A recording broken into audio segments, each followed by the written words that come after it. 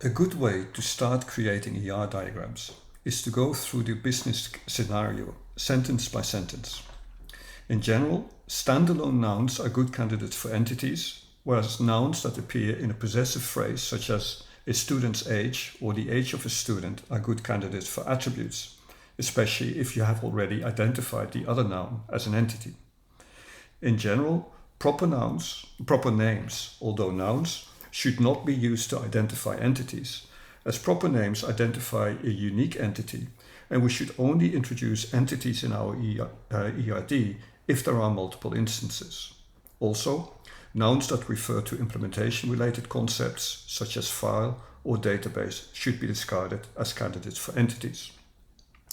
Verbs in general are good candidates for relationships. So to illustrate this, I have brought up a scenario. I've also opened up Visio. You see I've loaded the stencil. So let's go through the scenario sentence by sentence. The first sentence, St. Pete Law wants you to design a database to keep track of its attorneys, clients and cases, has 5 nouns, namely St. Pete Law, database, attorney, client and case. But since St. Pete Law is a proper name and database is related to the implementation, we only see 3 possible entities, namely attorney, client and case. So let's add those to the ER diagram. So we can get rid of this. So the first one is going to be attorney.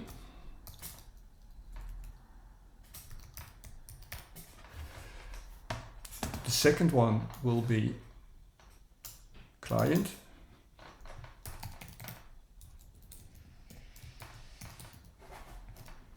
And the third one will be case.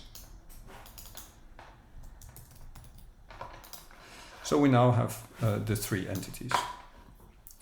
Now go back to the example scenario, and we see that in the second sentence, attorney has an ID, which is unique, a name, address, and a specialty. We see that we have 4 attributes for attorney. Since I want to make sure that there is no confusion between the name of the attribute in attorney and the name and a similar attribute in, for example, client, I'm going to put at in front of each of these. So we start with at.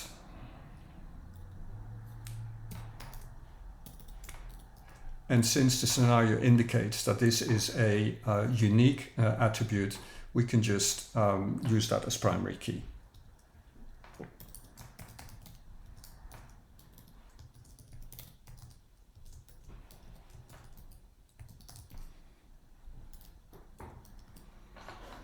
Okay.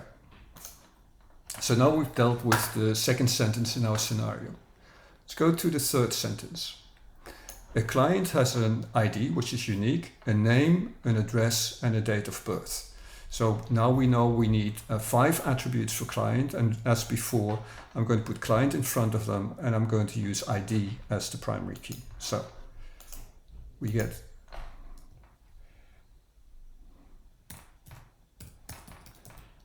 client ID, client name, client address, client telephone, tel number, and client date of birth. And we go back to the scenario. And then we see the next sentence says, a case has a unique case ID, a description, and a type. So we now have the 3 attributes for case.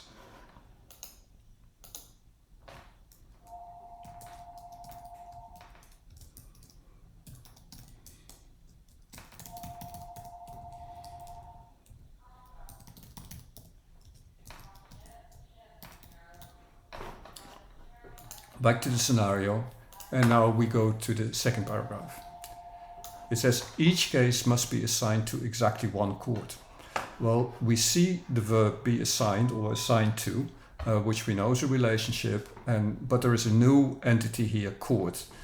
So we still need to add that entity. So we also see that the assigned to at the court end must be 1, 1, because it's exactly 1, and it must be assigned. So the modality is mandatory.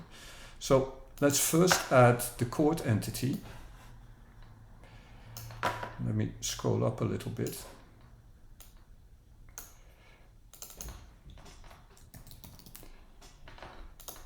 Then we add the assigned to is assigned to property, or maybe just make it assigned to. And then we know that at the court end of this relationship, it has to be exactly 1.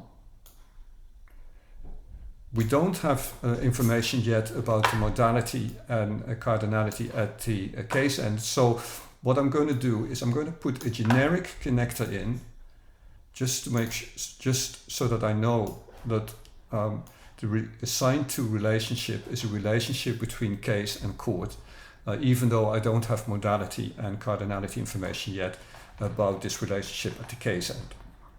Go back to the scenario.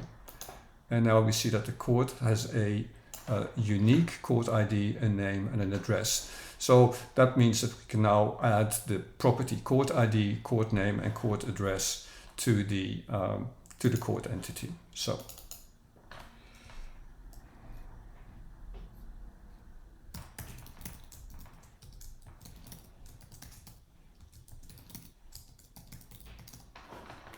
back to the scenario. The next sentence says a court can of course have many cases assigned to it, but does not have to have any case assigned to it.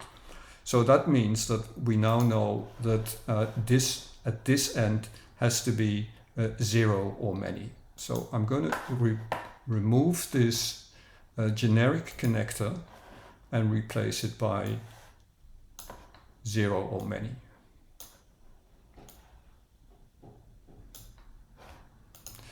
Okay, so now I've dealt with the second paragraph in my scenario. So let's go to the third paragraph. A client retains an attorney for each case. Well, this seems to, the retains indicates that there is another relationship, but since a client retains an attorney for each case, we know that this has to be a ternary relationship between client, attorney, and case. So let's move client here. Add the property retains, the relationship rather retains. And again, to make sure that I remember that this is a relationship between attorney, case, and client, I'm going to put these generic connectors in.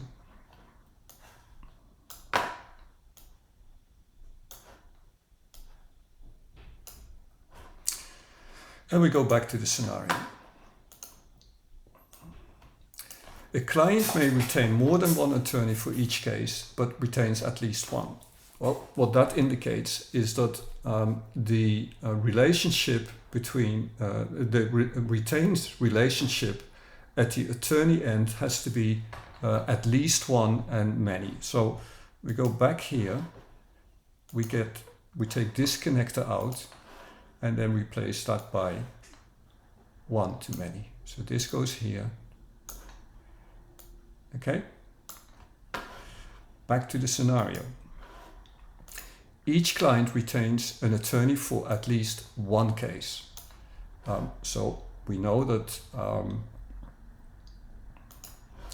that this 1 to 1 or many has to also be at the case end. So again, we drag this one in.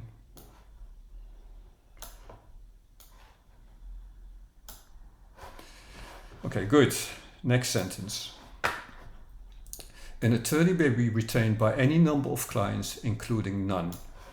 So what that indicates is that at this, for this relationship, the cardinality at the client end for retains should be 0 or many.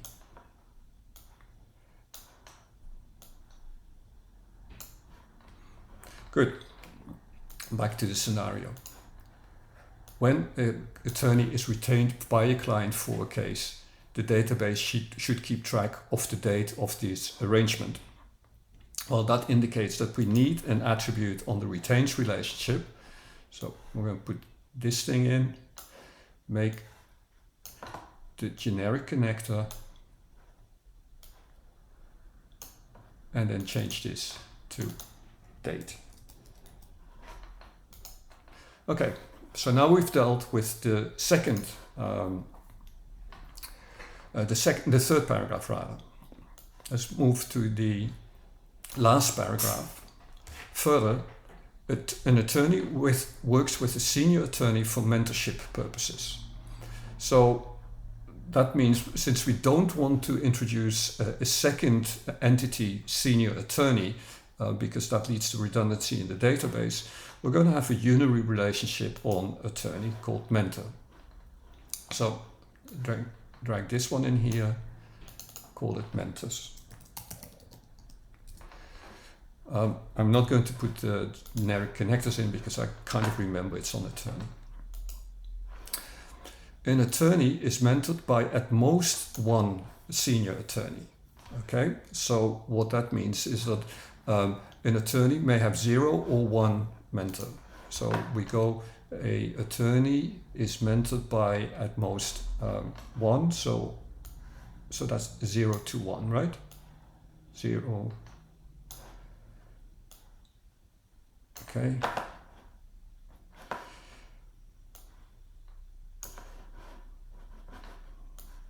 Let me put it back in focus, so to speak. And what I'm going to try to do is, move it like that, okay? So we now know that an attorney is mentored by at most one senior attorney. And then we say, and each senior attorney may mentor more than one attorney, but they may also mentor none. So the relationship here has to be 0.